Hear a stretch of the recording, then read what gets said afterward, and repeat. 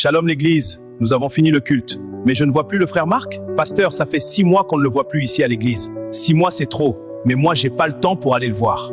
Pasteur, c'est un frère qui aime l'église, assurément il y a un problème. Qui connaît là où le frère vit?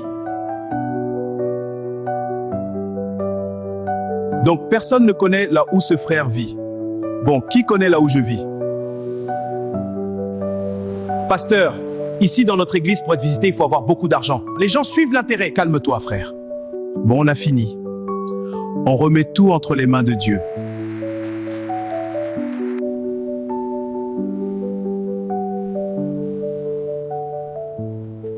Ô Seigneur, moi qui partais à l'église tous les jours, voici je suis malade, aucun frère me visite, même pas les diacres. Le pasteur nous a enseigné que la plus grande famille, c'est la famille en Christ. Mais là, je vis le contraire. Bon, nous avions fini notre culte de ce dimanche, que Dieu vous bénisse.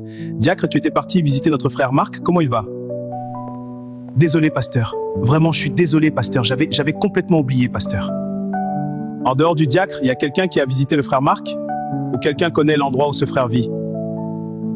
C'est un frère zélé, courageux. Malgré les difficultés de la vie, ce frère est toujours présent et disponible pour travailler pour l'église. Pendant la construction de notre église, il était là presque tous les jours. Bon, personne ne connaît l'endroit où il vit, d'accord, c'est pas grave. Bon, les diacres, amenez les paniers de l'offrande missionnaire pour mon voyage en Inde.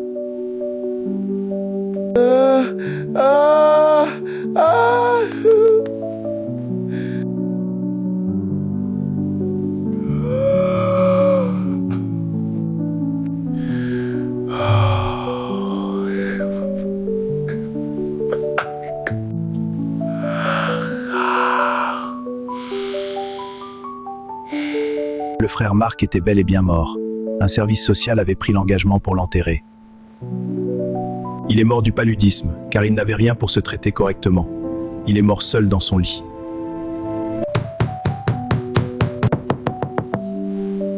Il faut que j'entre. Frère Marc, ouvre la porte, c'est le diacre Simon. Je dois le voir avant d'aller à l'église ce dimanche. Le pasteur va encore me poser la question. Monsieur, que cherchez-vous? Je cherche le frère Marc. Il prie avec nous. Mais il était mort, il vivait dans l'autre porte. Quoi mort? Comment ça? Ah. Il fut mon voisin. Ça fait déjà 4 jours qu'il est sous terre. Vous les gens du message, vous avez l'amour dans les lèvres et non dans les actes. Nous avons vu aucun frère de l'église, même pas à l'enterrement. Nous soi-disant les païennes, nous avons fait quelque chose pour l'enterrer. Il est mort du paludisme. Nous avons su ça après, mais c'était déjà trop tard. Je suis désolé, madame, je n'arrive plus à me tenir debout. Tu dois t'en aller avant que les gens du quartier te lapident. Va vite. Bienvenue au tabernacle de l'amour, où l'amour de Dieu nous unit. Ici, nous trouvons la force et la joie dans l'amour fraternel. Pasteur, le diacre dehors nous a dit que le frère Marc était déjà mort et enterré par les gens de son quartier. Quoi? Mes frères, l'amour n'est pas une récitation ni une chanson, mais l'amour c'est une vie.